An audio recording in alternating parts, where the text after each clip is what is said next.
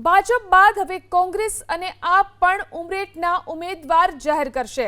સ્થાનિક મહિલા નેતાને કોંગ્રેસ ઉમેદવાર બનાવે તેવી શક્યતા છે। ઉમરેઠમાં રાજકીય સામાજિક રીતે સક્રિય તેવી મહિલાઓને લઈ અને સમીક્ષા। પૂર્વ ધારાસભ્ય જયંત બોસ્કી પણ અન્ય કોઈ પક્ષમાંથી ઉમેદવારી નોંધાવે તેવી શક્યતા। જયંત બોસ્કી એનસીપી અથવા તો આપમાંથી ઉમેદવારી નોંધાવે તેવી શક્યતા છે। તો ઉમરેઠના ઉમેદવારને લઈ અને હવે ભાજપ બાદ કોંગ્રેસ અને આમ આદમી પાર્ટી પણ જાહેરાત કરી શકે છે। સ્થાનિક મહિલા નેતાને કોંગ્રેસ ઉમેદવાર બનાવે તેવી શક્યતા જોવાઈ રહી છે। ઉમરેઠમાં રાજકીય સામાજિક રીતે સક્રિય હોય તેવા મહિલાઓ અંગે સમીક્ષા પણ થઈ રહી છે। પૂર્વ ધારાસભ્ય જયંત બોસ્કી પણ અન્ય કોઈ પક્ષમાંથી ઉમેદવારી નોંધાવે તેવી શક્યતા છે। જયંત બોસ્કી એનસીપી અથવા તો આપમાંથી ઉમેદવારી નોંધાવી શકે છે।